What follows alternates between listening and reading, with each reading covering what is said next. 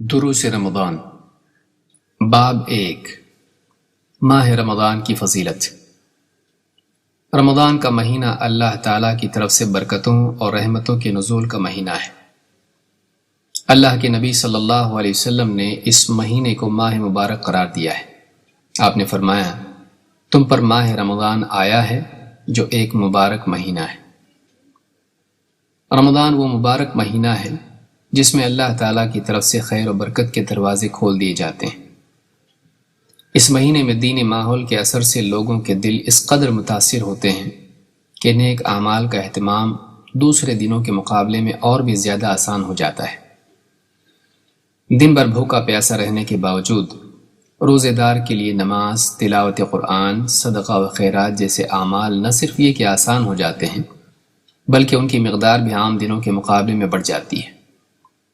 پھر دن بھر روزہ رکھ کر رات میں تھکان اور کمزوری کے باوجود قیام اللیل کی لمبی لمبی رکعتیں ادا کرنا بھی اسی مہینے کا خاصہ ہے۔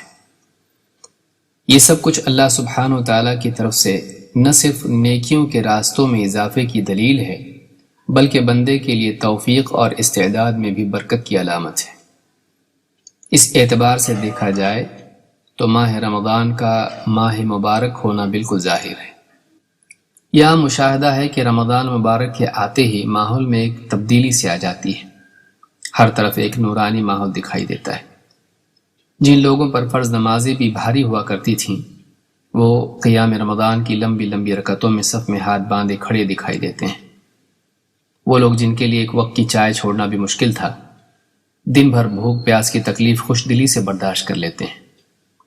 سال بھر مال جمع کرنے میں مصروف رہنے والے بھی اس مہینے میں غربا و فقراء پر خرچ کرتے دکھائی دیتے ہیں۔ یہ سب رمضان مبارک کی برکات نہیں تو اور کیا ہے؟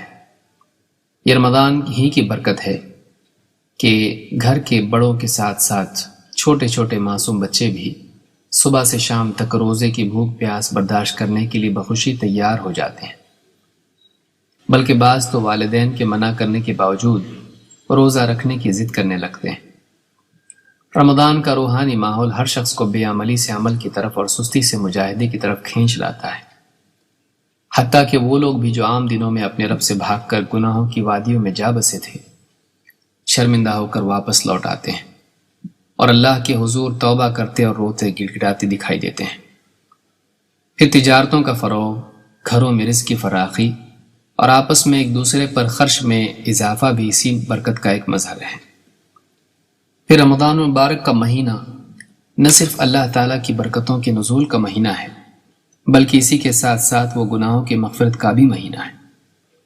اللہ کے نبی صلی اللہ علیہ وسلم نے فرمایا، 5 نمازیں اور 1 جمعہ دوسرے جمعہ تک اور 1 رمضان دوسرے رمضان تک درمیان میں سرزد ہونے والی تمام خطاؤں کا کفارہ بن جاتا ہے، بشرطے کہ آدمی کبیرہ گناہوں سے بچتا رہے۔ یہ مسلم کی حدیث ہے۔ اس حدیث سے معلوم ہوتا ہے کہ نیکیاں گناہوں کو مٹاتی ہیں۔ یہ بات قرآن کریم میں بھی بیان ہوئی۔ اللہ تعالیٰ فرماتا ہے، ان تجتنبوا کبائر ما تنہون عنہ نکفر عنکم سیئاتکم۔ اگر تم بڑے بڑے گناہوں سے بچتے رہو تو ہم تمہاری چھوٹی برائیوں کو مٹا دیں گے۔ سورہ نساء آیت نمبر 31۔ کبیرہ گناہ بڑے گناہوں کو کہتے ہیں۔ یہ بڑے گناہ کون سے ہیں؟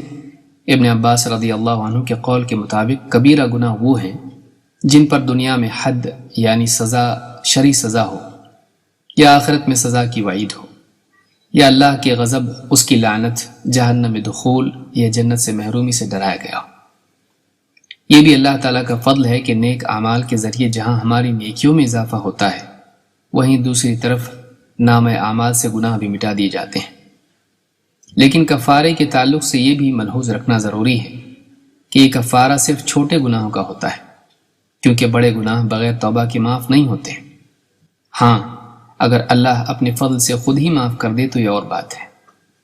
اللہ تعالیٰ کو اختیار ہے کہ جسے چاہے معاف کر دے۔